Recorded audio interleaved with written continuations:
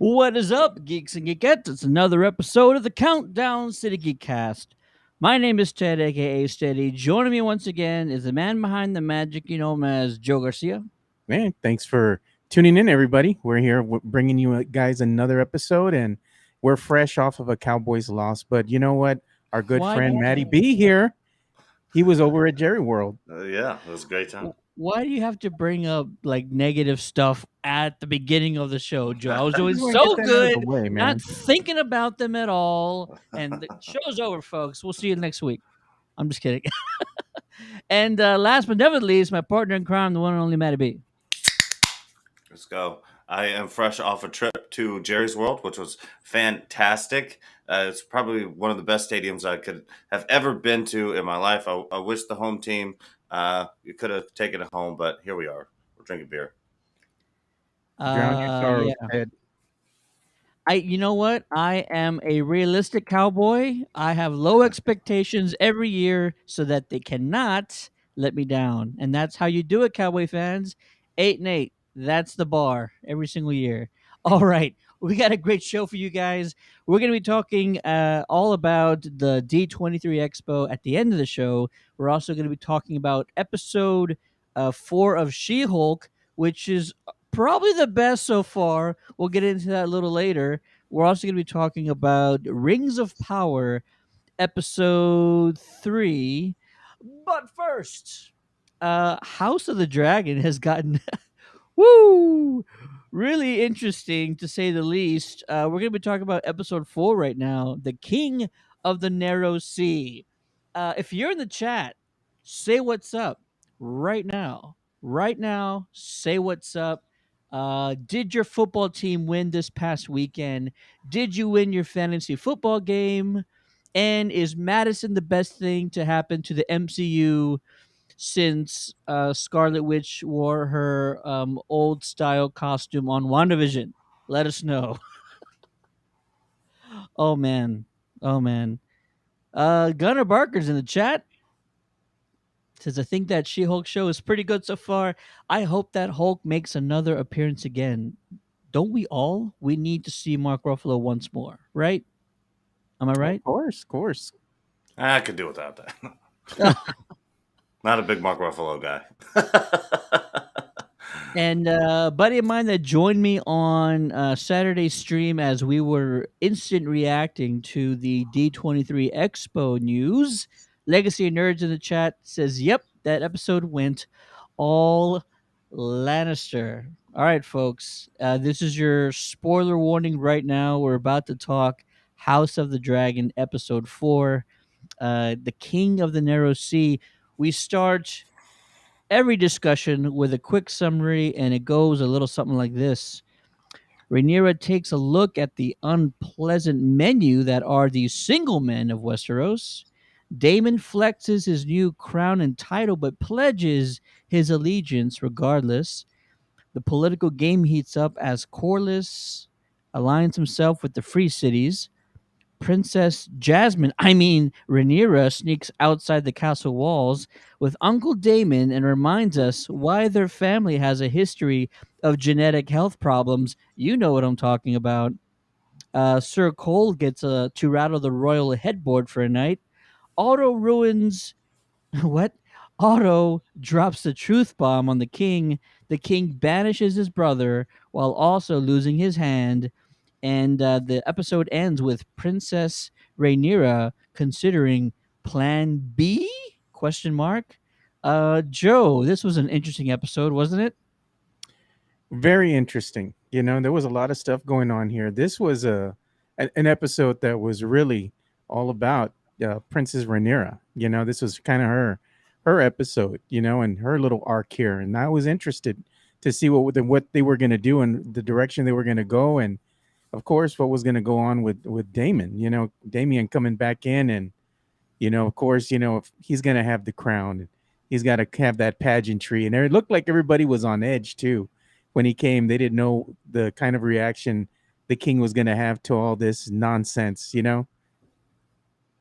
Dude, absolutely. Crazy nonsense. Yeah, they thought the king was going to go ahead and just punish him outright, but no, he goes and embraces his brother, he welcomes him back. Hey, bygones, it's all under the water. Let's go out and eat, go have some fun. And this, yeah, have their little consort sorts, little family get together, little barbecue, we would call it, here in San Antonio. But things take a turn right away. He goes and lives a little, package for Princess Rhaenyra as she gets in her room, and she's got a change of clothes there, a little, you know, incognito outfit, along with the instructions on how to get out of a room unseen because there is a secret passage. She's like, dope, this is all cool. So she, of course, she's an impressionable young woman. She's probably what at this time 16, somewhere around that 18.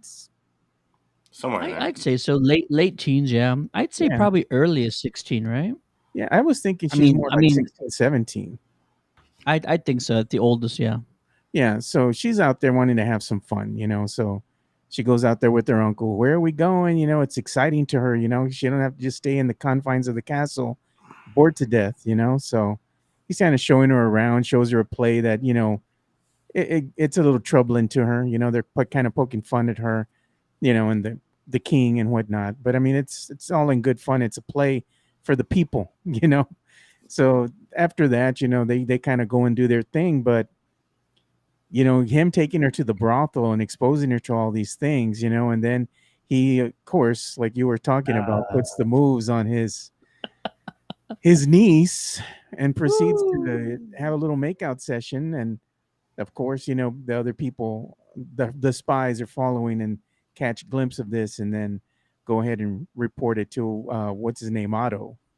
Um, Otto, and then the he, hand of of the course, king. tells the king. But I think that what Damien is doing this just to try to, in a way, ruin Rhaenyra's, how do you say, reputation. Yeah. But more importantly, it's a power play, because it's like, if I do this and people see and word gets out, then they're gonna not want her anymore. She's not gonna be as worthy, and he'll come in and say, "Oh, I'll take her off your hands, the way she is now."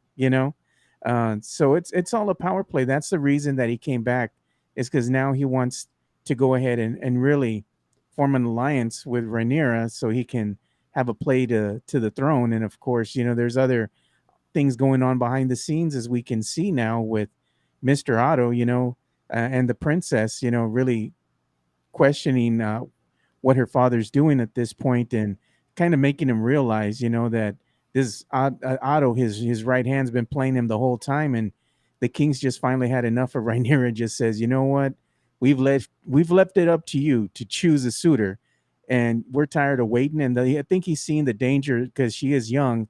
What if something like this happens again, and then the kingdom is in dire straits, because they need to continue the lineage and form alliances with other houses that are very, strong, so the kingdom can be stronger for it. So he And tells her, she can do a lot of harm, reputational harm, and exactly, she can make the king and the entire family look weak. weak. She's Yep. got to tread carefully. I feel like Damon's just playing his final hand, though. He's just throwing a Hail Mary, seeing if this works out. But ultimately, I really don't expect anything to kind of come of this. But you know what? They're kind of teasing us with the very end of this episode. Like, what if something were to happen with Princess Rhaenyra? I think you know what I'm talking about, right, Matt? Yeah, and the episode was certainly hot and heavy. Oof. We're not,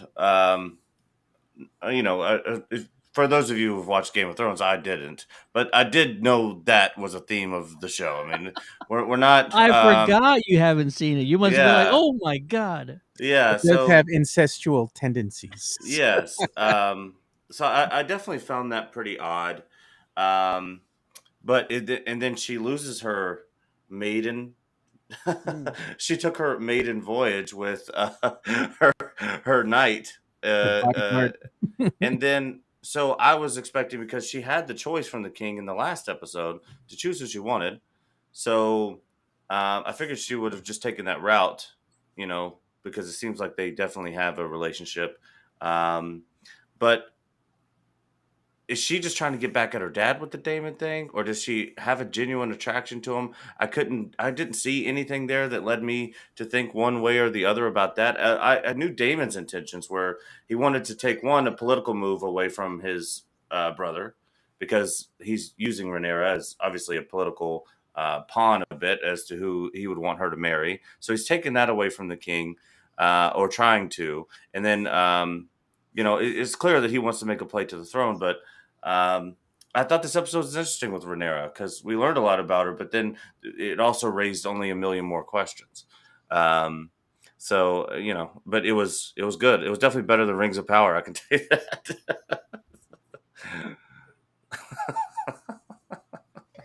Two ends of the spectrum. Yeah. Joe, where do you kind of see the events of this episode leading? Without, if you saw the teaser for next week, don't go on that. But what do Yeah. you think? What is your theory on how does this work out going forward? Either with Rhaenyra or Damon with this Hail Mary that he tried. Yeah, we're not going to go based on what the trailer was for next week's episode. Just based on the episode as a whole, it just looks like there's going to be some power plays, and like the king has made a powerful enemy in Otto now that he's no longer part of the king's consort, so to speak. Now he's going to be a powerful enemy, somebody who's going to be pulling strings from behind the scenes, trying to go ahead and make sure or ensure that his grandson is set up to rule the realm. That's what he wants at all costs. So he's going to go ahead and put his plan into play here, and expect a lot of things that are going to be going on, even with Rhaenyra and her marriage now to, was it the Valerian. So it's going to be one of these things, because even the queen who wasn't, she knows what's up too. She knows that everybody's going to be coming for her, not just for her, but again, that alliance that's going to be formed between the both ruling parties here, Rhaenyra and now the Valerians. This is going to be something that not only shows strength, but also a lot of other people who are vying for the crown are going to see this as a threat. So now they know that the time is nigh to go ahead and pounce and make their power moves. So that's what I'm expecting to see in the next episode. Everybody's setting up and kind of putting their chess pieces out there on the board, kind of see where they're going to go and how this is all going to play out. Episode 5 is going to be very interesting. I agree. Legacy Nerds in the chat, he says, have you all seen the video where the kid suplexes bully? Total flashback when that kid suitor drew a sword. I love that. He called, because that one dude was being a straight up douchebag and called him a "see you next Tuesday," and the kid pulls out a sword and just kills him. I love that, because the guy was like, "Who are you gonna protect, kid?" Sort of this thing, and he pulls out a sword and just kills the guy right there. It's like, all right, yeah. What do you got to say now? It was hilarious, and I actually thought the little guy was one that kind of took the lethal hit. So I'm glad to see he kind of came out on top there. Poor other dude, like you're just being a dick and you lost your life because of it, most likely. Theories going forward. You know what? I kind of feel like the king, he is definitely sort of been manipulated by Otto to a certain extent, but granted, like everybody's trying to do the same thing Otto's been doing. So is it the worst? Probably not. But here's the worst part about it: the king's getting rid of his hand at the like worst possible time, right? This dude knows sort of your daughter's darkest secret that he can exploit, use it to his own advantage, and now you just kicked him out of the castle, which now he has no reason to protect you anymore. Although his daughter is still the queen, but you really can't do anything to the queen, right? She's sort of protected in a way. And he knows the king's not going to do anything. King Viserys is, he doesn't really have the will to really cause her any harm, and she's also the daughter's. Either way, I see kicking Otto out of the castle as a move that he might regret going forward. Um, he has dirt on you. He has dirt on the family, dirt on the crown, and the peasants or the civilians of King's Landing. they already don't respect your daughter. They already don't respect the princess. Once you start dropping stuff like this out, then it's going to get even worse for them. It'll make them look even weak. It'll make them slightly vulnerable. Their enemies are going to want to, take advantage of that going forward. We already see Corliss doing things behind the scenes. So things are revving up in more ways than one. I'm excited to see what happens. It's getting interesting, and we're not even halfway through yet, right? It's like 10 episodes this season, I believe. Yep. Yeah. Nope. We're going to be Yes. coming up on episode, was it 5 now? So we're almost halfway. Next week we'll Almost be halfway. halfway. Not Yeah, halfway yet. yeah. Next week we'll be the Let's see. halfway mark. Legacy of Nerd says the Queen is protected, Henry the Eighth, and that was real. I'm saying to a certain extent, the Queen is like the BFF of the daughter, and Viserys isn't like a complete monster, so he's probably not going to cause her any physical harm in any sort of way. So I think that, Otto can manipulate the crown or spread some rumors and not receive any instant backlash. He still has a beef now that he's no longer the hand, and he could take full advantage of the situation. He doesn't need to protect the family anymore. He doesn't need to protect the crown anymore. So why not go all out? Maybe he allies himself with Corliss. I could see that happening. What about you, Matt? Well, you're on mute. I'm sorry, but no, yeah, he's definitely going to. There's definitely going to be something that comes through with that. He clearly wants his blood on the throne, and so he's going to do whatever it takes to make that happen. The king is kind of weak right now. He's mourning. He's sick, and I honestly I think that like Otto is doing a lot of this. So even some of the dialogue he had with the king, and saying, if I didn't do these things, I wouldn't be a good hand of the king. I wouldn't be a good servant to you. I have to know what's going on, or else because you're not paying attention. And if if I wouldn't have been doing this all along, you would have been screwed a long time ago. So I definitely see him holding some resentment there, and that definitely coming to play here soon, especially with his daughter being the queen. Um, it's just something's going to pop off. That's for sure. It also begs a question: what is Otto's motives for casting spies on Rhaenyra? Or maybe he wasn't purposely spying on her. Maybe he just has spies around King's Landing. Viserys in the original Game of Thrones series, what do they call? He called his spies little birds. You remember, Joe, or something like Oh that? yeah, yeah. Little birds. I think that's what it was. And So this one maybe he called he's them just. worms. He Oh, called them did the he white. really? Yeah, he said the white worm. That's what he called the Oh, little spy. there you Which actually go. was kind of funny because it's a play with birds because um, birds eat worms. But yeah, I think he just had them around. I don't think he said go spy on Rhaenyra. I think so too. That makes more sense if that's what happens, right? But he should have those. I would think even the royal family today has people out in the community who probably feed information back or do those things. I would have to believe that's part of just running a kingdom. This Yeah. stream is gonna get shut down in like 5 seconds. Yeah.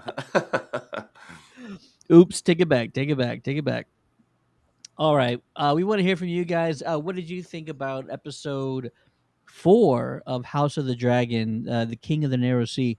We want to hear from you guys. Let us know in the chat, or you can always send us a message on Facebook just by clicking that send message button. Or if you're listening to us on the podcast version of this episode, be sure to email us and let us know your thoughts going forward.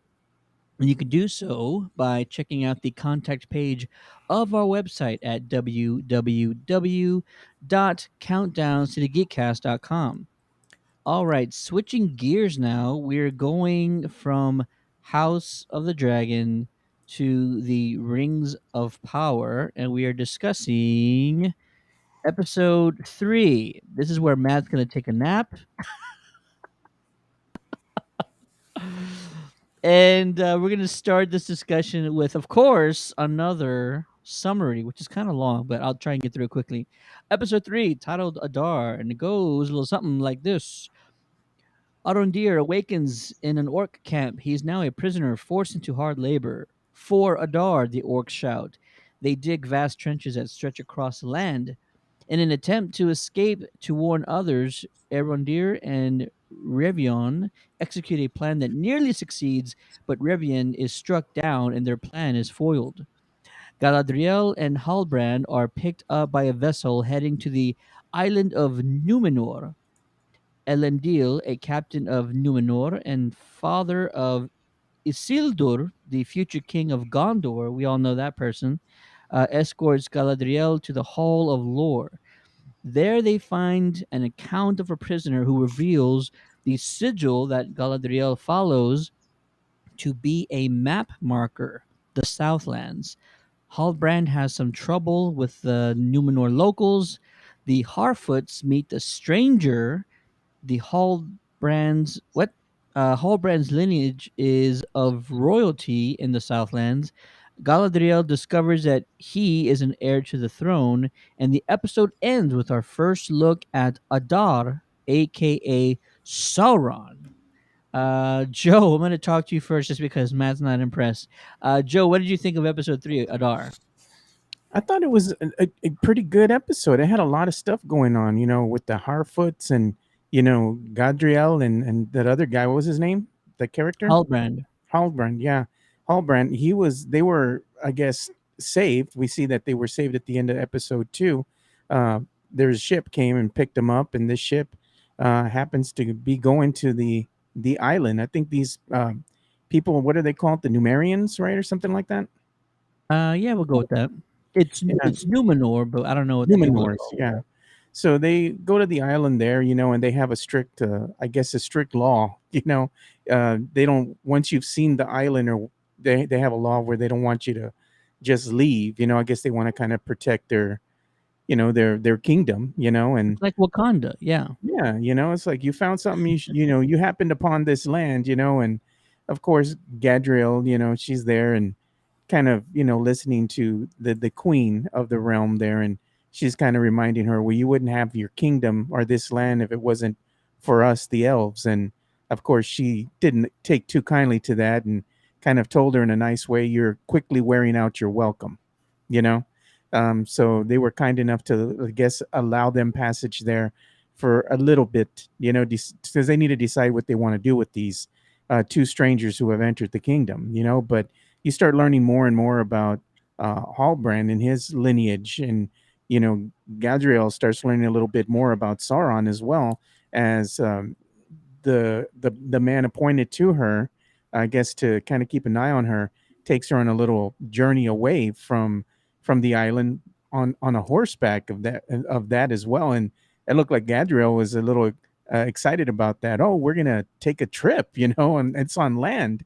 So they take her to this, I guess, tower or the library, and it has a whole bunch of information regarding, the history of this particular kingdom. And there, I guess, somebody had a run in with Sauron, or and they went ahead and put that in the book, and she understood now what the symbol was. It's more of a symbol for the Southlands, which now we know are going to be the breeding grounds for this rising evil. And the other interesting aspect of this whole thing is seeing the elf that we saw in episode 2 kind of going down that pit and winding up on, coming up, on the other side in some type of tunnel.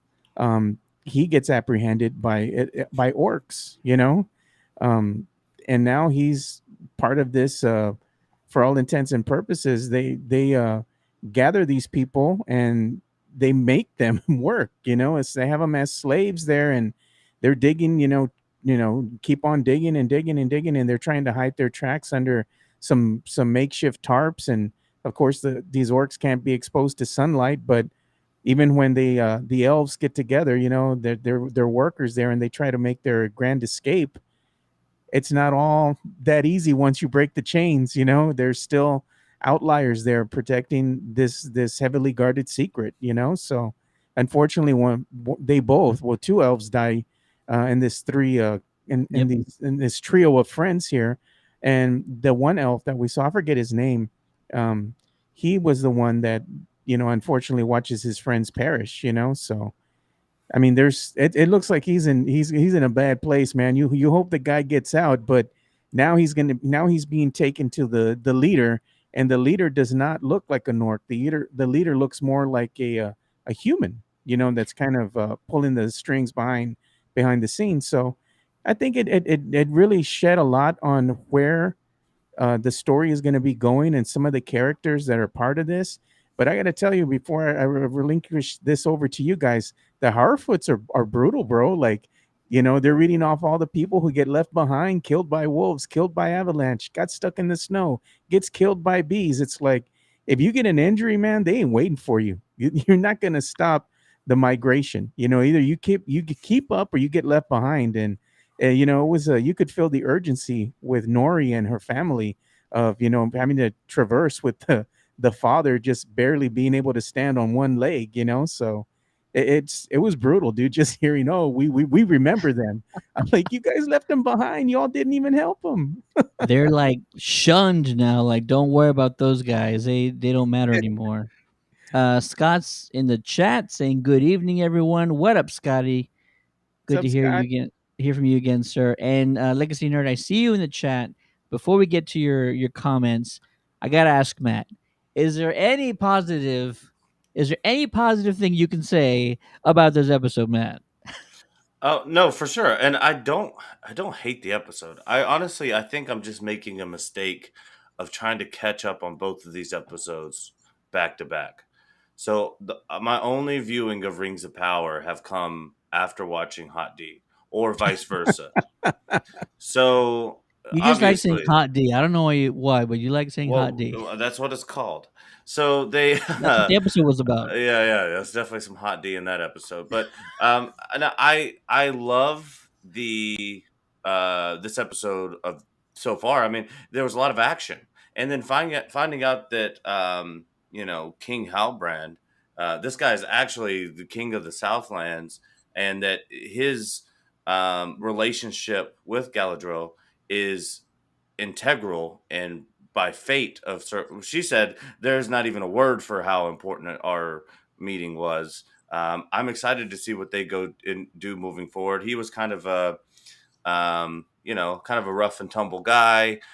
He was almost kind of playing it like Jack in the Titanic before he got on the ship, like that same kind of guy. He wants to kind of get in trouble, and I thought he was just like a kind of your regular criminal who would turn into a nice little hero sort of thing.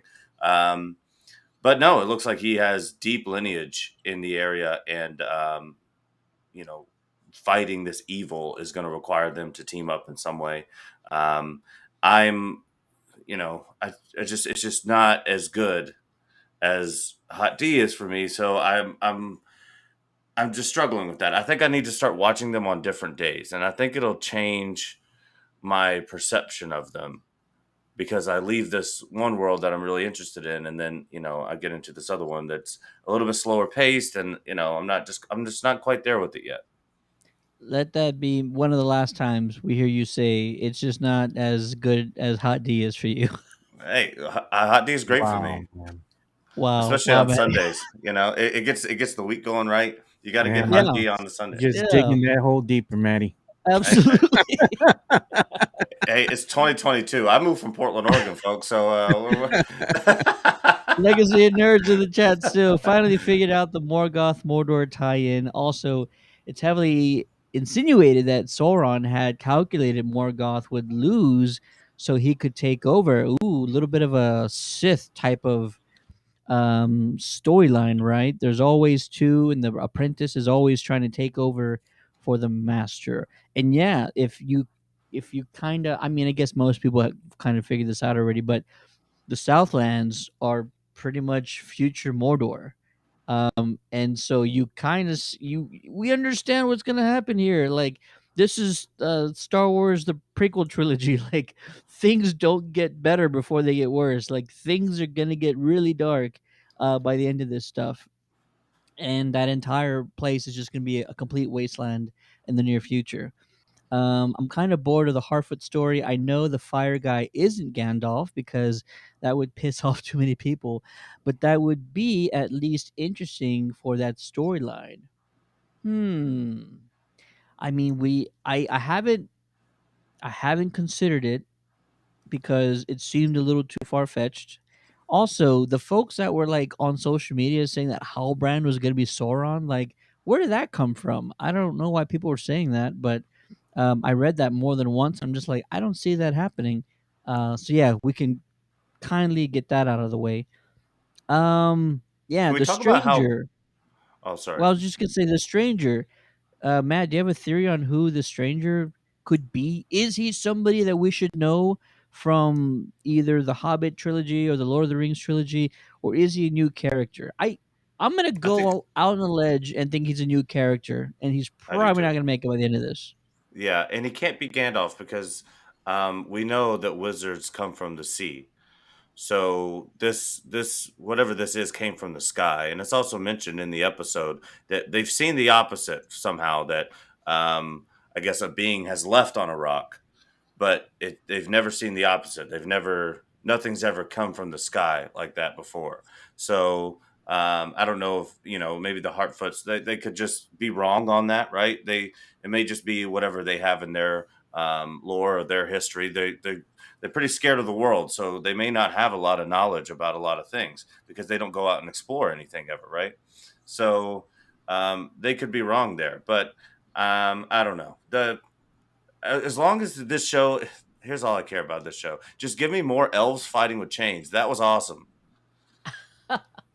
I want the elves That fighting was with chains. awesome. That scene was awesome. So, So but good. I have no clue who it could be. I know it's got to be. It clearly has some sort of powers, some sort of supernatural abilities. But I don't think it's a wizard. No. I had Joe, some I know you think about thoughts. this thing all the time. Yeah, What are your theories about the stranger? I just think the stranger is, like I said, I don't think he is being sent here uh, with the intent that most viewers think. I think that he has a more nefarious role to play in this whole thing. So I'm not saying that he's good. I'm not saying that he's bad. I'm just saying, and the way that he's been presented, it's not um, somebody who's really in tune with life and death, kind of like the wizards, that we've seen with Gandalf, where, like I said again, they're always in tune with nature and respecting all things that are living. And this guy seems to, be okay with, you know, going ahead and taking life in order to get a point across. So to me, that's not a good quality to have. Second, Sauron, you're talking about who you think, will go ahead and I guess get possessed by this entity. I think it's the kid, man, from when way back when, in that other episode. I think it was in episode 2. We saw the mother, the single mother with the son, and he had a relic there that was speaking to him, and he's looking like the dude is getting filled with evil, just much like wearing the ring, and look what happened with Gollum. It consumes you, so it changes him, and the longer he stays in contact with this artifact, I think it's gonna go ahead and start planting the seeds of evil within the kid himself. You're making too much sense, Joe. Too much sense. I find it intriguing that I was in this episode. Maybe it was the stranger when he was sort of using the life force of the fireflies. He was also kind of killing any sort of form of life around him. At least that's what I remember. Right, like plant life was dying, the ground was decaying around him, and so I'm wondering if he can kind of do that, but like on a grand scale. What if he's like the secret weapon, and like Mordor is going to be, well, the Southlands are going to be a vast wasteland in the near future. Thousands of miles of just nothing but just death and despair and lava and fire and brimstone. uh, so what if this individual he's kind of like, what was that thing? A terraformer from like Man of Steel. He's come to sort of destroy this area and turn it into what will possibly be known as Mordor in the future. If he can decay or eliminate life or just suck all the living force of everything around him on a small scale, well, maybe with the right person or power or conduit, he can do that on a much larger scale. They're kind of showing us what he can do right now to foreshadow what's coming later. So if that's something that we notice, that might be because they plan on doing that again later on, but on a vast, larger scale. Yeah, I think Legacy that's of why Nerd says, he's enamored with seeing those that constellation because he could be a dark wizard and that is his particular purpose, you know? absolutely. Legacy of Nerd says, we need an elf lightsaber. Solves everything. Absolutely. I'm down with that. Maddie, Mhm. is there anything you don't like about this episode? I mean, Mm. we got to get the stuff that we don't like about it out of the way. Um, I would say in general, I'm on the same page as Legacy and Nerd. The Hartfoot storyline is getting a little bit tired for me. I just want to see what consequence or what puzzle gets in front of them that they have to figure out. Obviously, Nori and the stranger are going to have something very significant to do very soon. I just want them to get to that already. Honestly, this episode was pretty action packed. There was a lot of stuff that was going on in here as compared to the other episodes. This one, Yeah. I really don't have too many problems with. I just, the show overall is not my favorite. So I think I'm I trying to think be what positive here. yeah, I think what the show suffers from is you have to be really enamored with the Lord of the Rings in the books, you know, and being a fan, you have to really gravitate towards being part of this universe, you know, from the beginning. You know, you have a love hate relationship. Either you really absolutely love it, or you're like you know, yay, you prefer House of the Dragon, you know, instead. But one of the things that the show does suffer from is pacing. The pacing is a slow burn. It's very slow. It's methodical. You know, sometimes it seems like scenes are more drawn out than they should be, and it loses something. You know, you kind of want this thing to be a little bit faster paced. That way, it can keep your attention for a longer period of time. One of the things that I think that the series does very well, though, is the callbacks that they have from their musical score to go ahead and re-emphasize that connection to this prequel and of course it's predecessors, which are going to be the Lord of the Rings trilogy that Peter Jackson did. They use a lot of those callbacks, those musical scores from Peter Jackson to go ahead and show that connection between the prequel and, like I said, the Lord of the Rings trilogy, which is a very subtle but nice touch. I also think it just looks spectacular. Everything that they show, the towns, the landscape, the sets, everything looks expensive, high quality. I love the look of all of this. It has that vast, big Lord of the Rings global feel to it, and Has that I polish. appreciate that a lot. Yeah, Yeah, has a lot of absolutely. polish. Yeah, I'm intrigued by this story. I don't want to say that I'm not at the edge of my seat, but I am intrigued. And now that we got this tease of Adar at the end of this episode. So what does that mean? I hope they don't skip him in the next episode and do one of those things. But I hope that actually leads to something in the next episode, and we get a little further down the line with it. But it's interesting. I like Galadriel. I like her character. I like the mission that she's on. I like meeting Isildur's dad. If you don't remember who Isildur is, he's the king who had a chance to destroy the ring the first time Yeah. after defeating Sauron, and he didn't. And he instead decided to keep the ring for himself, and that ended up really badly for him. Ended up just dying in a river. So, yeah, pretty cool that they're doing those callbacks. Just like, oh, I was the was it Leonardo DiCaprio meme for like that moment. Oh, Sildor. Anyways, like Legacy of Nerd says, the second biggest issue for the Harfoots is a sprained ankle. Yeah, there you go. What can you do? It's Well, now crazy craziness. they have a giant magical creature to carry the cart around. So There we've you taken care go. of that too. So not much going on in that in that storyline so far. You would hope that somewhere in this migration that, the gods will shine down on this stranger and just bathe him with some rain or something, because the brother's looking a little dingy, man. He needs some soap and water, I know, yeah, and but what I'm foreseeing a little bit is, and probably why we've slow burned on that storyline so much is because remember Nori in this episode, because of her obsession with this giant and kind of going out of her way and potentially endangering this very scared group of people, they almost got excommunicated from the group, and were forced to go into the back.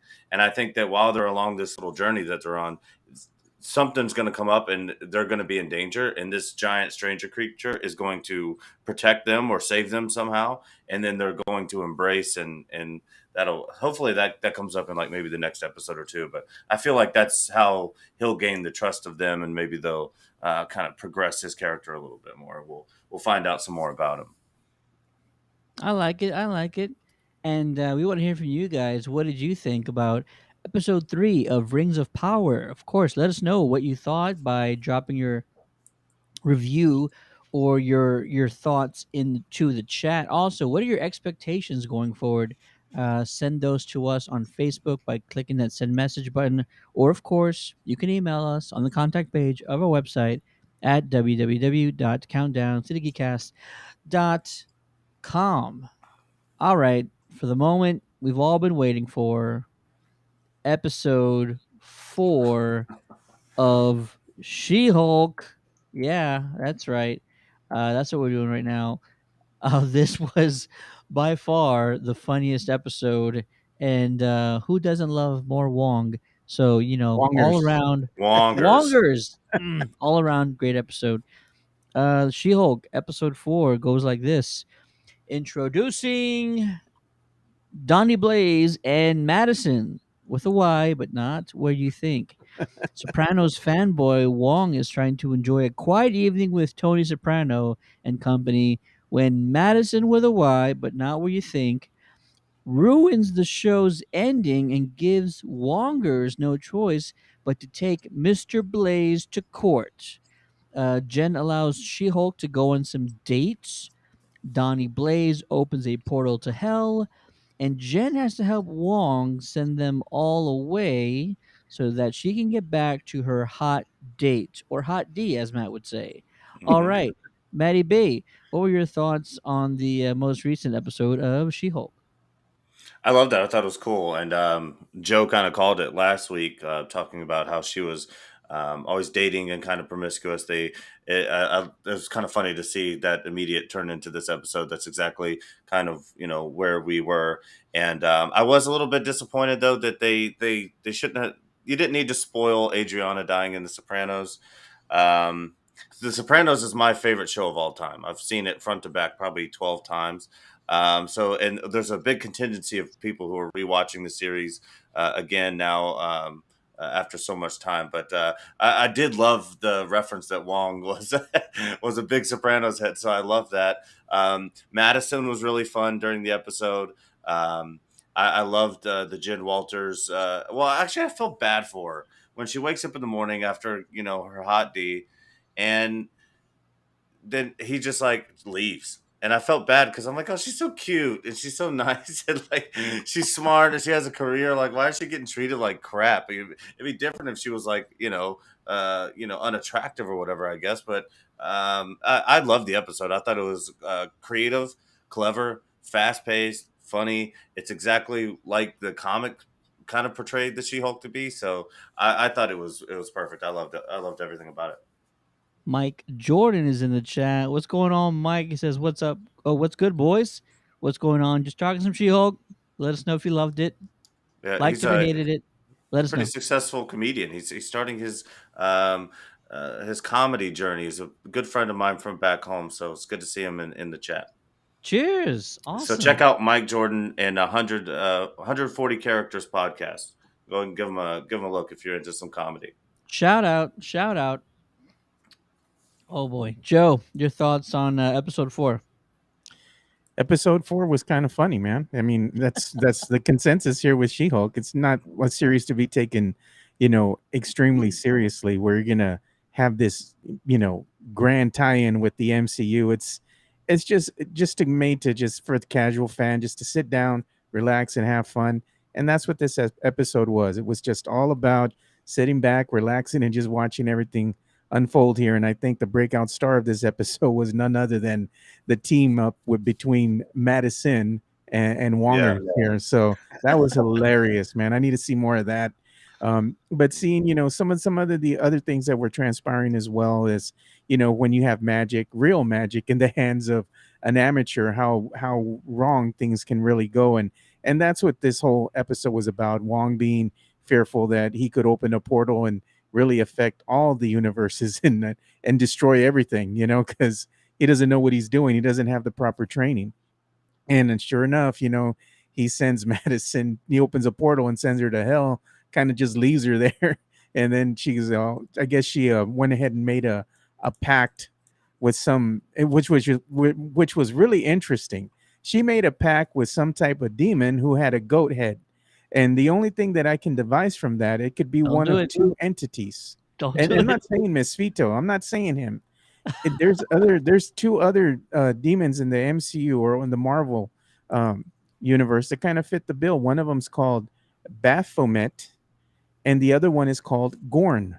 Gorn has a flaming gold head, and the interesting aspect of him, yes, it does tie in to Mesfito, but he's more of an agent, an underling of Mesfito. But those are the two demons from the Marvel lore that kind of fit the bill with having a goat head, and she had a heart in her hands, which means that he's like, oh, he needed a couple drops of my blood, and she's holding a heart, dude. So something had to happen where there was some type of dark magic going on. He opened the portal and let her out, Oh, here's your stop. But you see that, same portal uh, being opened up again, and you see these little creatures coming out that cannot be killed. But every time you try to kill them, they're indestructible and they keep, reanimating themselves, And getting which bigger. and getting bigger, which shows that, I mean, there's entities that are pretty strong. Can you imagine if a whole bunch of these things came out, and you're trying your best to defeat them and they just won't die and they just keep getting bigger and bigger and bigger? Becomes a Yeah. problem. Almost like a Hulk, Yeah. Yeah, right? like But a it's Hulk. also, yeah, the hell theme throughout the episode and the demons and stuff. I tied back into Ghost Rider because I mean, even the guy's name was Donnie Blaze. Like, it's a clear like call to Johnny Blaze, Ghost Rider. Oof. And then we're dealing with a lot of like hell themes, and Ghost Rider's the king of hell, right? Um, I thought that was interesting. I was wondering why they did that. If it was just a nod to the Ghost Rider franchise, and just some writers might be fans, or if this hell thing and all that like will coincide somehow. That was like interesting to me. I didn't know where they were going with that. Yeah. Okay, hear me out. I only thought about this right now because Joe was talking about this entity that she had met over in this other dimension. What if it's not a demon? If we just go by the description of a man with a goat head, there's also a hero that fits that bill, and he's known as Beta Ray Bill. What do you think, Joe? What do you think, man? Come on, help me out. Come Beta on. Ray Bill ain't doing dark magic to open a portal to get some girl out, drop her No, off. no, it wasn't. It wasn't his portal. It was Donnie's portal that led her to that place to begin with.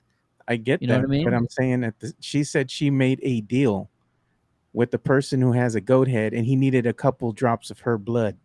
I don't think Beta Ray Bill's no vampire or dark entity that needs anybody's blood, dude. He's That is Thor. true. He can use the Bifrost to get around where he needs to go, So I'm just like, no, this dude that she met is a bad guy. Maybe he was coming up with some type of potion to get him out of wherever he was. We don't know. Kevin Feige can explain this away. It's about time we get Beta Ray Bill into the MCU. It's been too long. It should have happened a long time ago. Just Yeah, saying. Just saying. you know what? Out of all this thing, I got to say we got to have a spin-off series here, man, with Please. Madison and Wong. Please. We need one yesterday. She's absolutely hysterical. She's hilarious. Wong, did y'all watch the end credit scene? I'm sure y'all did. Yeah. He's talking about this goat milk mixed with alcohol and stuff, and Yeah. she's like, "I'd like some. Can we have some?" And he says, "We should have some from the wedding." Whose wedding? They got married, or they can't be talking about um the wedding from Doctor Strange 2, because that should be further in the future, right? So whose wedding are they talking about? Did Wongers get hitched? He wasn't wearing a ring in the post credit No. scene. I think So he might have I been I referring really he might I have want been to know what's referring to going the on. Doctor Strange wedding, you know? That should be further down though, right? I feel like it's too soon for that to happen. Who knows? I mean, well, he did say that. What did they made a reference, even in Spider-Man No Way Home, that they used a spell one time to kind of erase everybody's memory because they did something. So Yeah. you never know. It's wild times, man, with these guys. This episode was hilarious, and if you were confused about the tonality of this series, this was the perfect example. It was fourth wall breaking, like almost throughout. It was like nonstop, just silly, funny moments. Um, Wong, throughout the episode is always great. I loved it when Jen said it's almost like a plot of armor for a week, or a week long plot of armor, because no one's gonna hate her for this week, Yeah. or this show for this week, because Wong was on it. And it was just so damn funny. I get the CG from time to time is still like a little off and all that, but like, doesn't matter. It's not like you want to see a real 8 foot tall She-Hulk walking around a courtroom. Like, I that's not why I'm watching this show. Like, I'm not Yeah. expecting to be blown away or faked out that there's an 8 foot tall green woman walking around in a pantsuit. That's not why I'm watching this show. I'm not trying to get like completely mesmerized by that. Um, I did like this episode. I think it's good, and we got a lot. We didn't get really anything from the sort of subplot. We got a little bit of the gang from before, name dropped in here at the beginning of the episode. Titania is now suing Jen. We find that out by the end of this episode. So maybe those plot threads will eventually come together, and we'll finally figure out what the plot of the show is.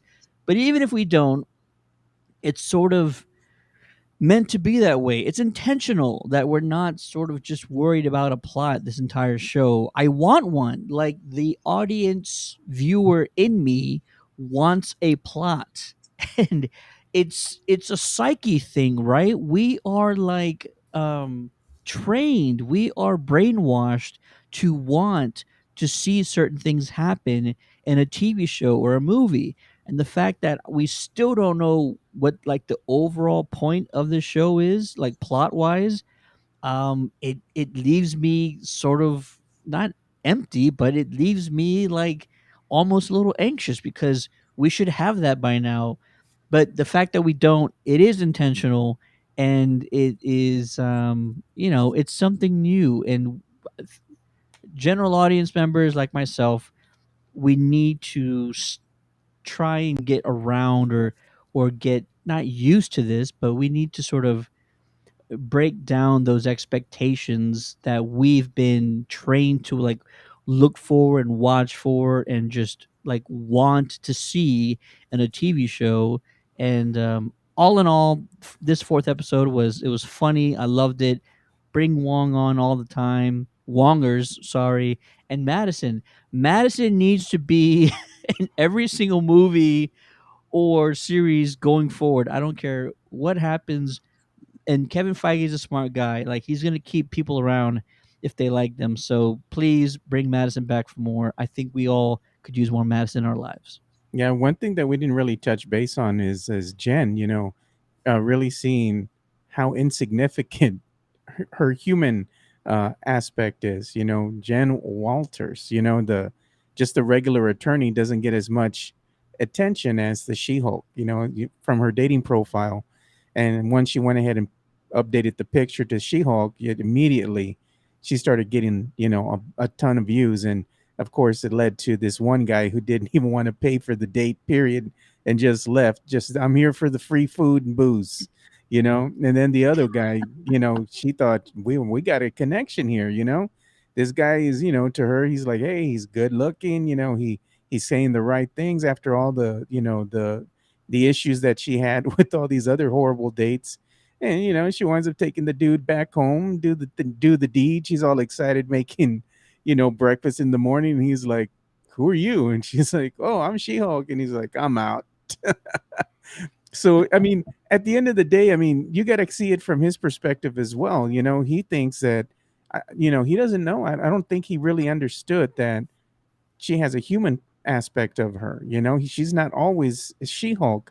It's the same person. She just has this transformation. So maybe he felt like he was getting catfished in a way. So it's like, I wouldn't Ooh, really give this woman the time of day the way she just looks naturally. I'm more interested in her when she's the She-Hulk. So I think she's going to start finding that out, as maybe we start seeing more of her escapades in the dating world. Yeah. Uh, it's an interesting. Oh, go ahead, Matt. I was just gonna say, the only other thing I about the episode that that I didn't really love is that our reintroduction to Titania is her suing Jen Walt. I don't want superheroes solving their beefs through litigation. Like I don't. That's not interesting to me. Like I know she's an attorney at law. I like that aspect of the show, but I don't want my superheroes handling their beef through the American justice system. Okay, I want them to go and smash each other to pieces. And you know what I mean? I just think that that's a weird way to have superheroes handle their beef, is as a lawsuit over a copyright claim.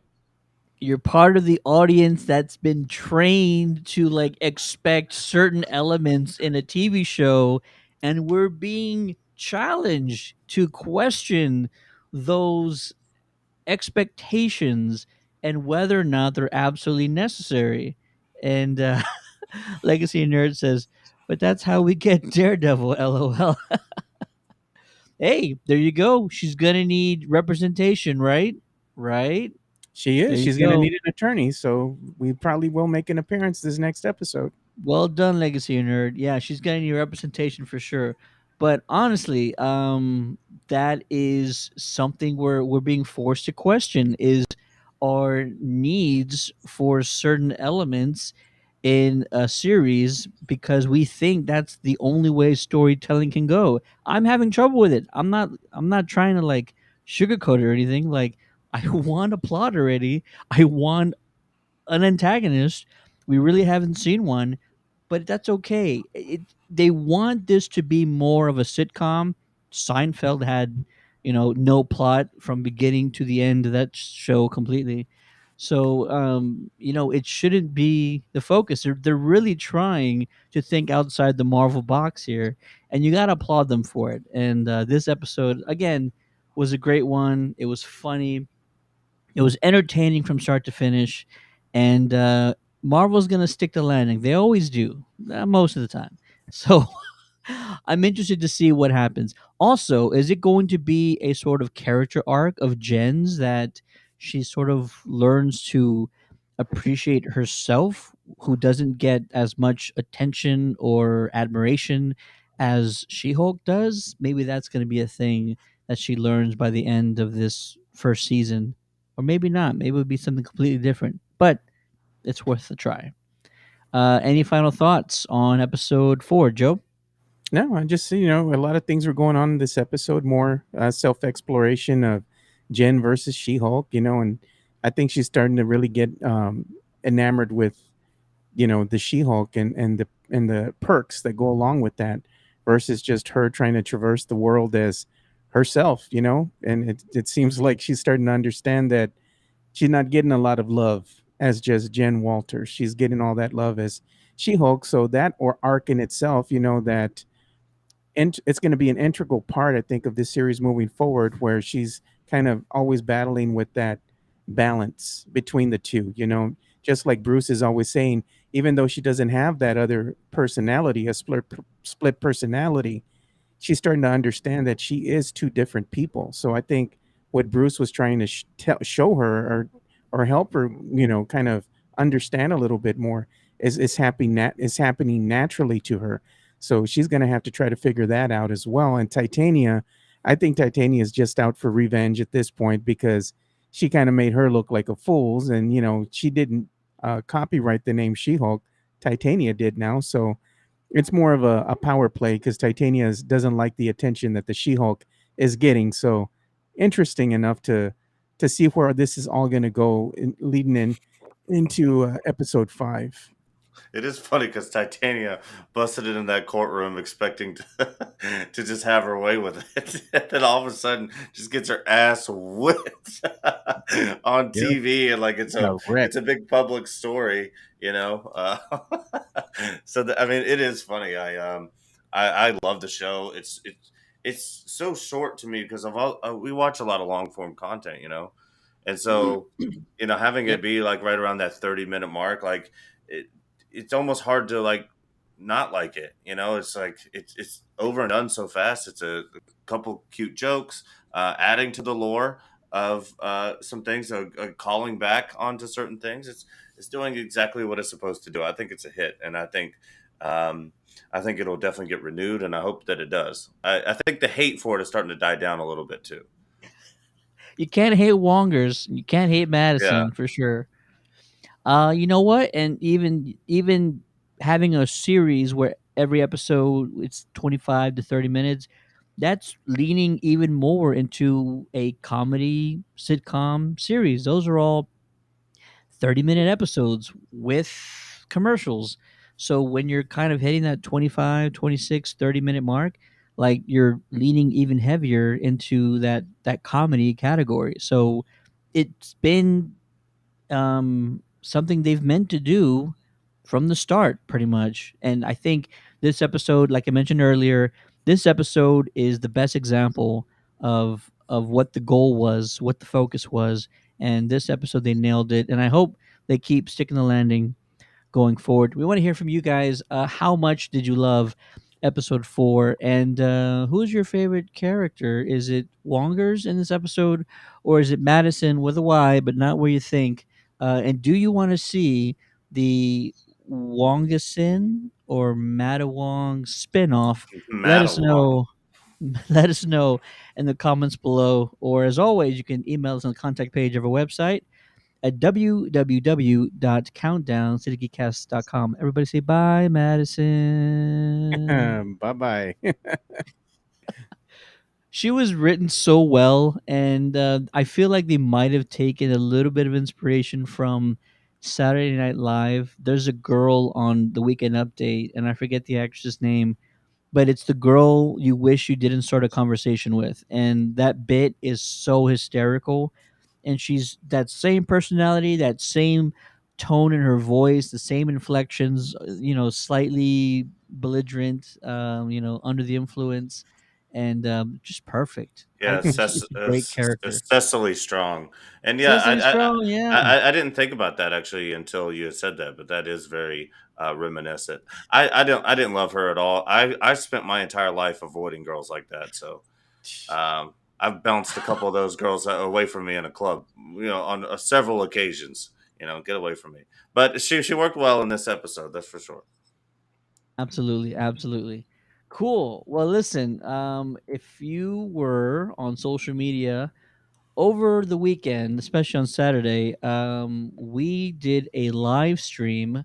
I was joined by Legacy of Nerd founder Daniel, and we did an instant reaction to the D23 Expo news. So if you want to see the long version of everything that was announced, go to either Facebook or YouTube after this and check out our D23 Expo instant reaction video.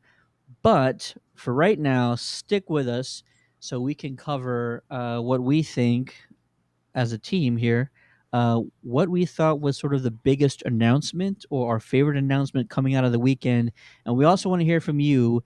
Let us know right now, what was your favorite reveal or announcement from the Marvel Star Wars D23 Expo showcase, which happened on Saturday. Maddie B, I'm going to start with you, man. Hopefully you had a chance Yeah. you were busy, I get it. So, but hopefully you had a chance to check out some of the announcements. what was either the Marvel or Star Wars announcement that you loved the most? Yeah, so D23, interesting title. They should have called it Star Wars Celebration. Didn't we have one of those already? We Um, did. and very heavy on the Star Wars news, which I don't hate at all. That's my number one fandom, as you guys probably know. I love the information that we got out of there. The Mandalorian trailer looks awesome. Some information on Ahsoka. We figured out who the storylines are going to be for Tales of the Jedi, which is insane. I cannot wait to see that and how that those stories are sort of going to tie in together because Qui-Gon Jinn's story eventually filters down into Ahsoka as well, and so I'm very very excited about that. I'm a little bit disappointed on the Marvel front. Um, we didn't get the mutant announcements like we thought we were going to get.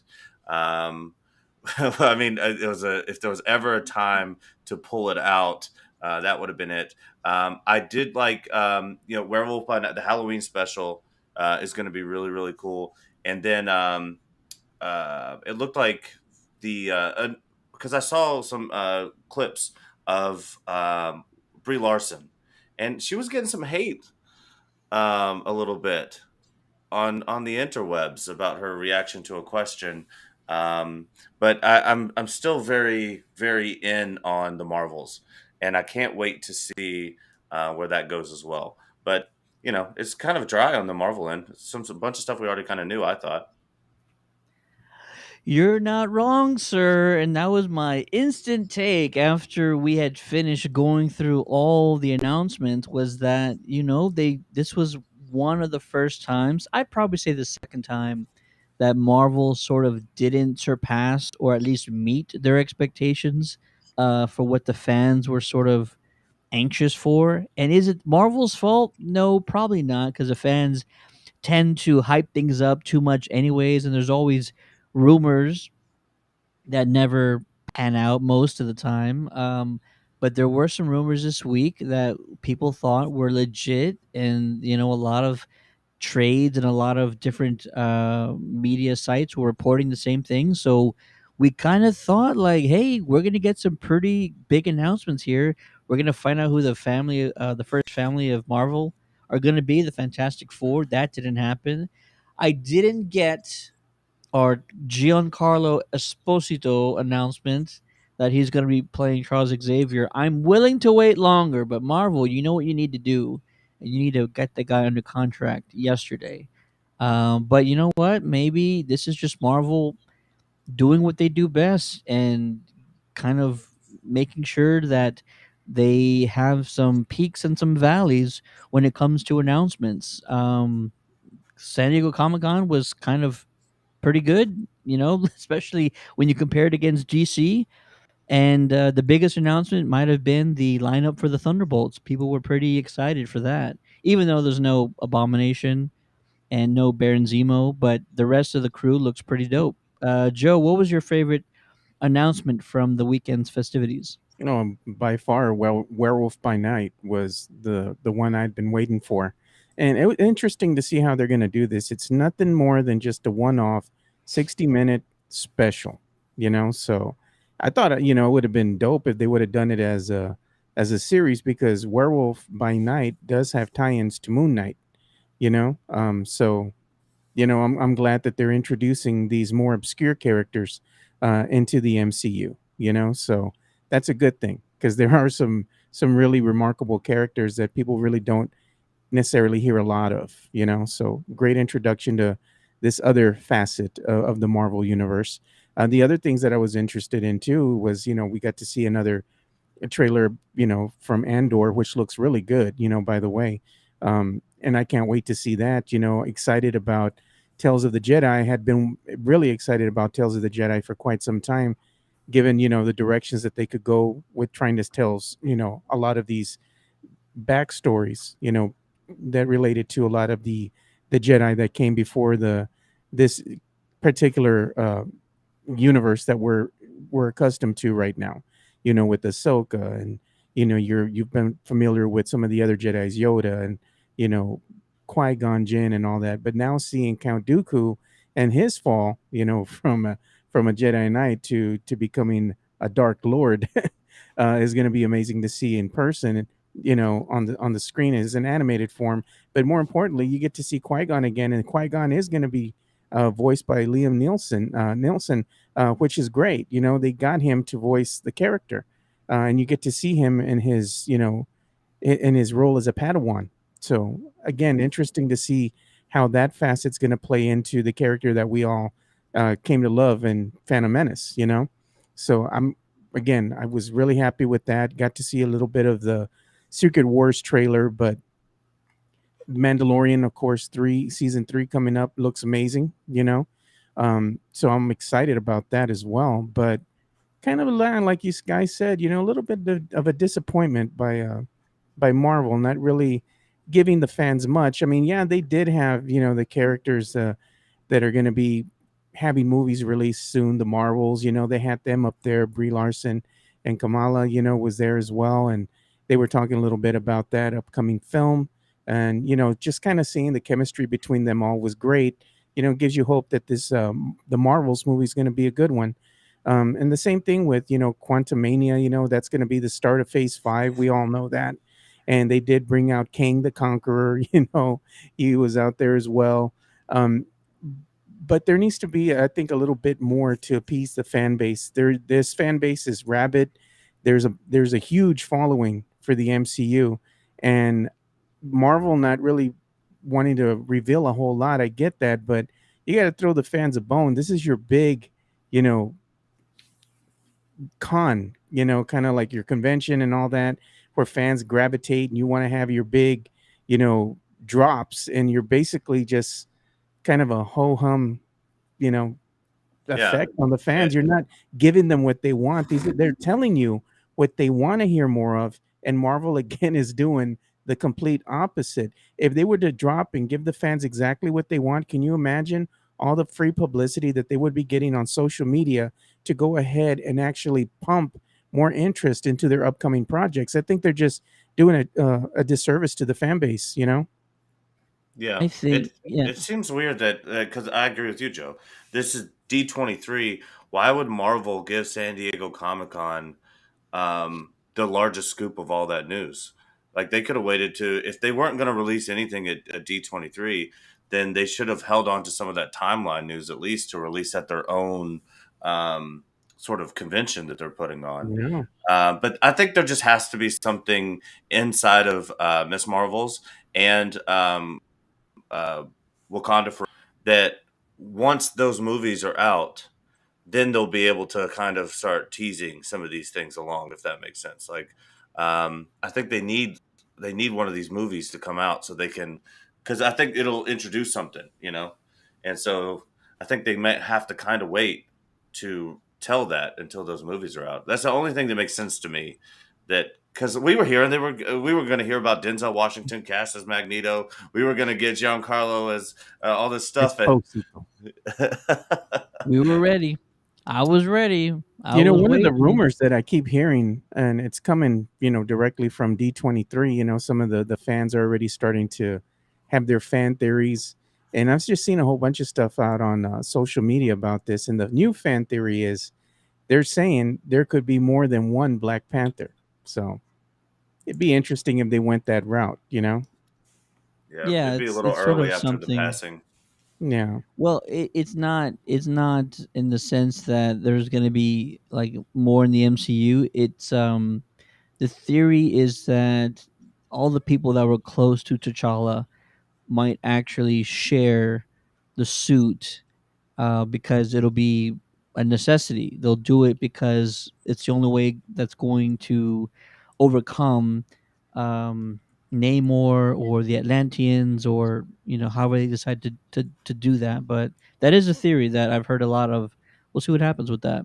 Yeah, Yeah. kind of like Don Cheadle and War Machine. Like at some point, you have to use the technology if that's what it requires to save the day, so to speak. Even though you're not Tony Stark, you can still put the suit on. So I mean, they could Yeah, definitely do something like that.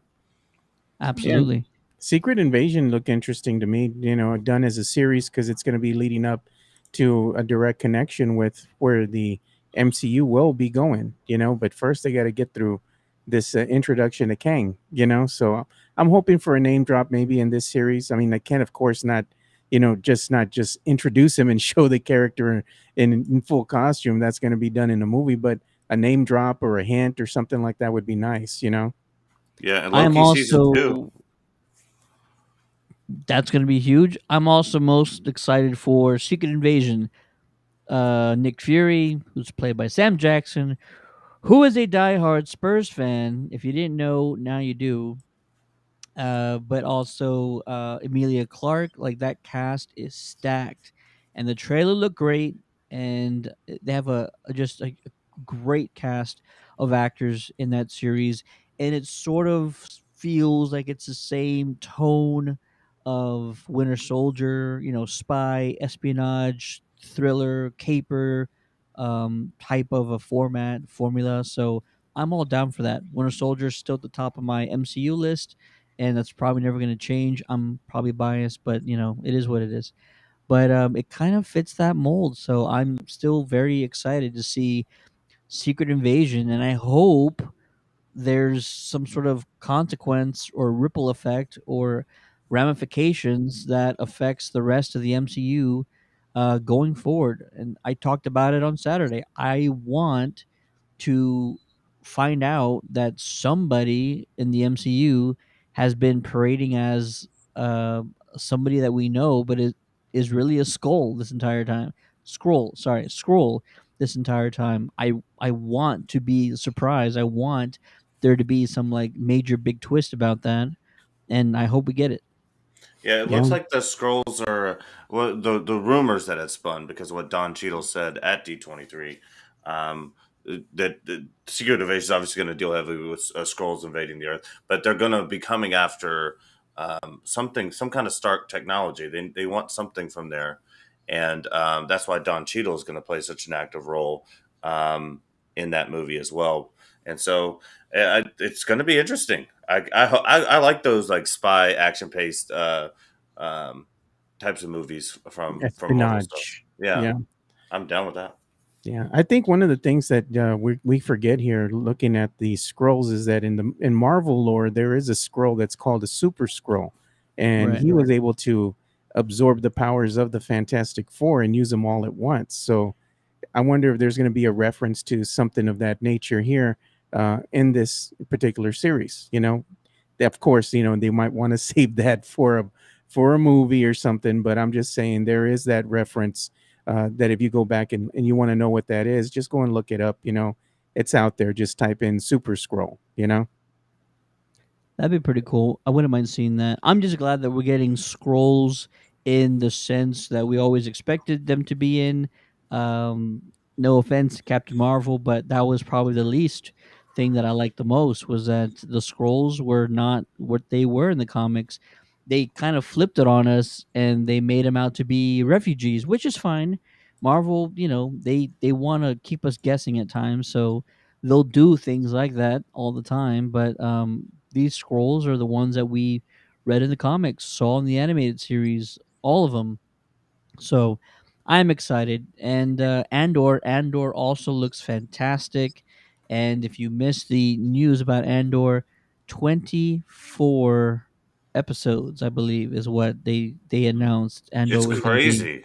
It's Right. crazy. 24 episodes. They're really I, believing in this series, and it looks like it's going to be remarkable. Can't but wait. I just it makes me question the runtime again when we talked about Andor a couple of weeks ago, or maybe that was on a different show. But there's no way it's an hour long a piece. You'd I mean, never know, man. They're gonna I mean, have they're that's gonna drop 24 great episodes. hours. I mean, that's just a huge slate. And that's not even including what they had to cut out of it to edit everything Yeah. down. But I you mean, got to that's a lot of remember, filming.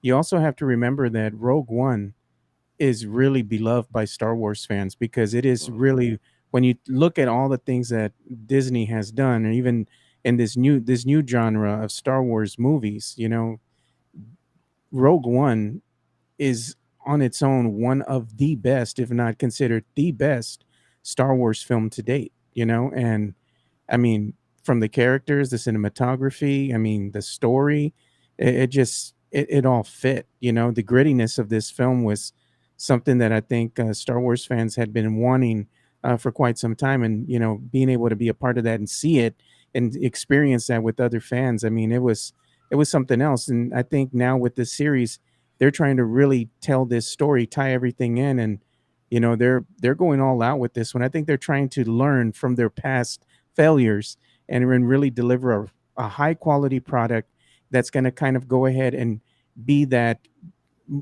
this series is going to be the one thing that is going to kind of fill the void for quite some time, because if you have that many episodes, you're going to be able to go ahead and have a good runtime before you go ahead and bring in, like you say, the Mandalorian season 3. Because what's really going to be transpiring here is they're just using this particular series, one, as to deliver something amazing to the fans, but again, like I was saying, it's going to be that filler, to kind of keep everybody at bay and keep their subscriptions, more importantly, intact, because they don't want them to bounce, because there ain't nothing happening. Yeah, which Disney Plus subscribers who joined in on the 3-year plan when they first launched, I was one of them. That is expiring pretty soon. November is when we all signed up. So when November comes around, we're done. We jumped in with the 3-year plan. I think it was like $100 for 3 years. I'm like, that's a steal for what we all expected. This streaming service to drop on us. So kind of hoping that they give us some sort of, I mean, incentive or a deal to come back. And we With were all the ones these, that took the plunge early on, and hey Ted, throw us a bone here. Throw us a bone. you might get a 10% discount, dude. But with all these, series and the costs going up to go ahead and actually produce these types of series for the fans, yeah, I don't see them really giving you guys much of a discount. Maybe a little bit of a an incentive there. A little break would be something better than nothing. But you trying to go and get you all half price, no, I don't think something like that's gonna happen. Well, There except was go ahead. I was just gonna say there was one deal that I saw over the weekend, and I don't know if it's an ongoing thing or not. But Hulu subscribers can add Disney Plus, and I believe the price tag was only $2.99 to add Disney Plus. There might have been some sort of um, uh, conditions or a plan or something that expires in like 6 months that I didn't read about, but might be something to look into. Look for that Hulu plan that adds Disney Plus for only $2.99 and see if that's for perpetuity or how long that deal is Yeah, for. and they're doing the $1.99 deal, at least right now for this month. If you don't have Disney Plus for this month, you can sign up for $1.99. It's the upgoing price move, but hey, if you haven't given it a shot yet, I Hey, did Teddy the wants to pay 199 from here on out. yeah, I did the Hulu, ESPN Plus, and Disney bundle. I It did was like too. it was like $69.99. But I've already added to that too. It's like, and now all of these streaming services are going up. Because I have literally every streaming service, so I got a bunch of notifications already this month that everything basically is going up. Netflix, Um, Hulu, yeah, Amazon, and so it's like I don't know because they don't make any money once they get our subscription, right? So back in the day when you used to air a TV show on, on TV, then you used to get ad revenue and all this stuff. So they want to bring the ads back. So I think they almost want to incentivize you to keep the ads because then they make money off of these shows. That's why Netflix canceled everything for so long because it didn't matter to them if they canceled it or not because they didn't make any money off their shows once they got your subscription. Um, so I think they want to go back to ads on streaming services. I think the premium to not have ads is going to go significantly higher, while it's going to maintain pretty cost effective to keep the ads going because then the shows can still generate revenue even after they've gotten your subscription service. So that has to be kind of where it's going. I can see that. They'll probably every single one of them is going to have a low paying subscription plan with ads, and they'll try and see and test out how effective that is. And at any point in time they can just say, okay, everybody's going to get ads, but we're going to drop your subscription price, because they know they're actually going to be making more money with the ads going forward. Maybe they test out the waters, see how that works. But Maybe it doesn't work out. that'll keep shows going longer. I'm telling you. If you were mad on that you had some of your favorite shows, I know I was on Netflix that were just canceled out of nowhere, even though they had pretty good fan reception. That will prevent it from happening. I know ads suck, but if it keeps our content coming, and that's the only way it's going to happen, is if the studios are going to be able to generate ad revenue, and the show can continue to make money even after they get your $9.99 a month. Here's how you solve it. Only give us ads we want to see, and don't act like you already don't have all of our information and our blood types on file. We know you get all that stuff already. So yeah, if you just show us things that we always like, show Joe ticket prices to the next Cowboys game, and how much box seats are gonna be and all that stuff. He's not gonna complain. He's gonna be like, oh, okay, let me call them up right now. So yeah, that's something you could definitely do. Ads that are unique to the viewer. Make it happen. Yeah, they're going to be Legacy more, I Nerd. think, along the lines of more interactive ads. Kind of letting you Sure. choose which one is going to apply to you, in your interest. Legacy Nerd says they make the money in the parks. That fuels everything. Hey, you're probably right, sir. You're probably right. Yeah, that's why they have all that exclusive merch in the parks, man. And I'll tell you one thing, as being one that went to Disney recently over the summer, it ain't cheap. you know, you go in there and you're going to go in there to spend money. Absolutely. That's for It's sure. actually insane. Honestly, I love the content that I get from Disney for the most part. They own two beloved things to me, Marvel and Star Wars, but they have just lost their minds with this pricing. And Yeah. they take all these social stances, which is fine. If you want to have your social stances and you pretend to care about people, great. But to be just shoveling their money in your mouth at the same time is very double sided, and I hate that about Disney. I remember, like, Disney's always been super expensive, but they are really, really just going way too far with their prices right now. It's insane. A normal family should be able to take their kid to Disney World, and Mhm. you know, It's expensive, man. You're talking just to stay over there for a couple days, on the property with, tickets to the parks and all that. Once you factor in flight and you factor in just what you're paying, to stay there, I mean, you're going to easily be over the 5 grand amount fairly quickly. And the sad part is you want to go ahead and get your plane tickets ahead of time, because the longer you wait, the more expensive it gets. But I agree with you in the regards to Disney kind of using, you know, certain things in society. Like when I was there, they had their Pride Month going on, and they just had exclusive merch for that. Trying to make money off of it. And they didn't really have anything that was really special. Like you would have like a parade celebrating everybody's uniqueness or something.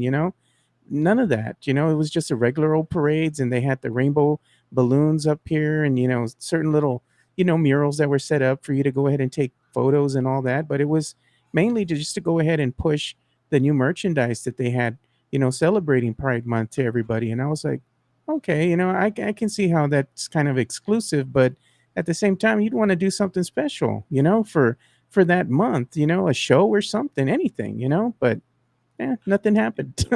well, all they did was take money. So I don't care Yeah. if any company in the world what views they have. In America, you're allowed to have views, and if you produce good content, I'll still watch your stuff, even if I disagree with you or I agree with you. I don't care. Just give me Star Wars.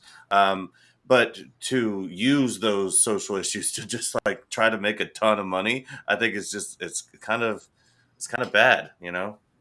Yeah, Ryan has no idea, man. My wife is addicted to Disney, and she's even talking about when we get to retirement age, wanting to move to Florida so she can go to Disney every day. I'm like, no, Yeah. no, Yeah. no. Yeah. It's like my once a year. Now she wants to go twice a year. I'm tapped out after that, man. It's so Ryan frequents that place a lot. So I know that him and his wife, they're Disney lifers. Yeah, I've Yeah. been a few Ryan times in the past says couple of years, but No, Ryan says, sorry. pass holder, baby. And that is an Yeah. argument of itself when it comes to price.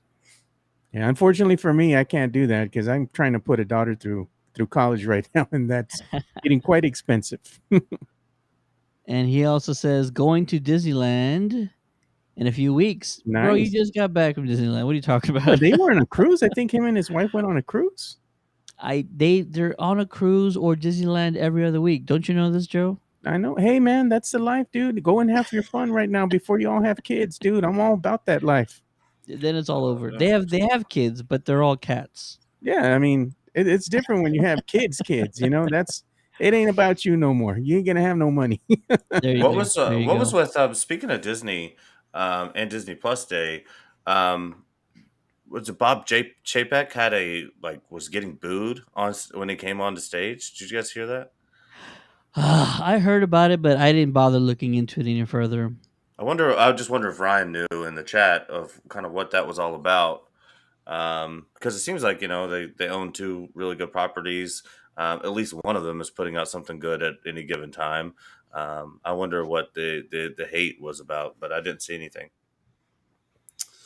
But yeah, there's so much stuff coming out. What do you think about the new the live action spins on the Little Mermaid? And do you think they should keep doing that with the Oh old movies, man, or do you think that's kind of a tired stick? I think it trying to do something different, and really kind of showcase, a different point of view from the Little Mermaid, and yet go in live action. There shouldn't really be an issue that people take with it. So you're choosing an actress of color. She's still a good actress. She can sing. It's going to be a great performance. Probably going to be one of the most watched Disney films, I would think. On Disney Plus. For And sure. people's biggest focus is who they're portraying as Ariel. The biggest focus should be just watching the film and enjoying it for what it is. It shouldn't really be an issue. But Yep. people take issue with everything nowadays. I think it's just going to be a lot cooler than the Lion King remake. Oh, Because no doubt. the Lion King was cool. The cartoon was cool because it was a cartoon. It worked having like talking animals and stuff as a cartoon. But there's more like human like characters in the Little Mermaid. So I think it'll adapt a lot better to live action as well. And the comparison of the trailers, because it's Lauren's favorite movie. She loves the Little Mermaid. She even sings the song at karaoke all the time. But I think it's going to look good. I'm glad that they chose a movie like The Little Mermaid to do that with, because I didn't think it worked that well with The Lion King. I didn't really like that remake that much. I didn't know if you all saw this or not, but I quickly got a glimpse of it on Instagram over the weekend.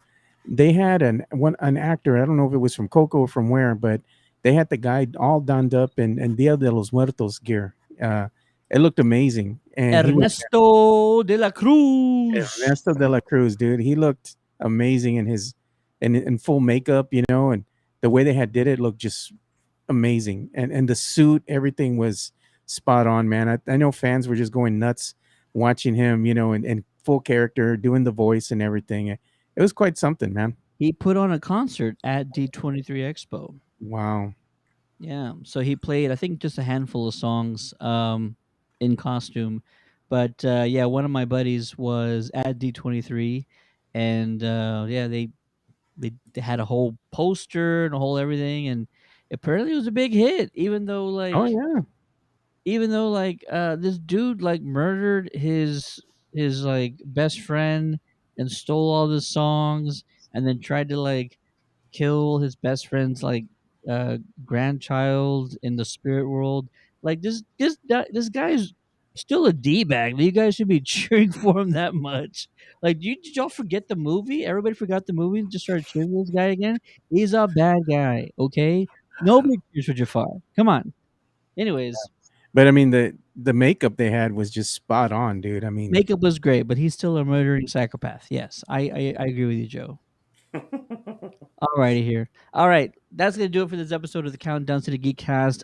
Again, let us know what you thought about this week's discussion episodes of Rings of Power, Hot D, as Matt likes to call it, as well as episode 4 of She-Hulk. Do you want to see what's her name again? Madison come back every episode of She-Hulk going forward. Let us know in the chat, or you can always email us on the contact page of our website at www.countdowncitygeekcast.com. Don't forget, we still have the Geekcast store up, your opportunity to snag one of our Geekcast tees or hoodies or long sleeve shirts or sweatshirts or active shirts. I'm going to put the store in the chat right now.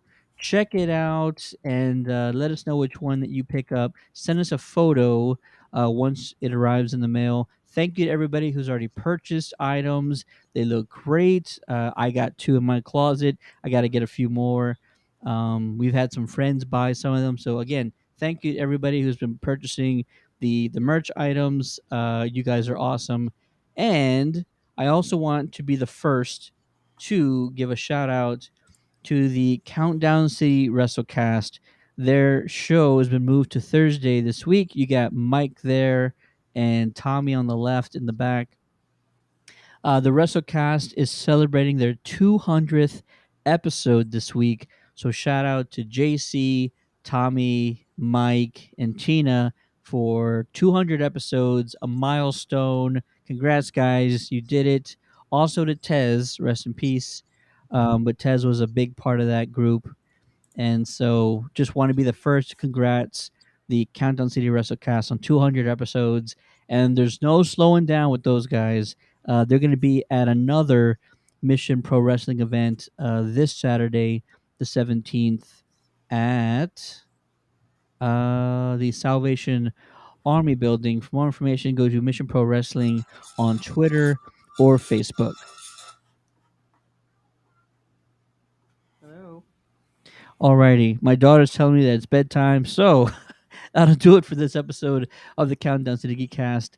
My name is Ted, aka Steady. Joining me on this episode is the man behind the magic, you know him as Joe Garcia. Yeah, thanks for listening and for watching another episode of CCG, the Countdown City Geekcast. You like this episode? You like what we're doing? Make sure you subscribe, like, and share. We appreciate your support.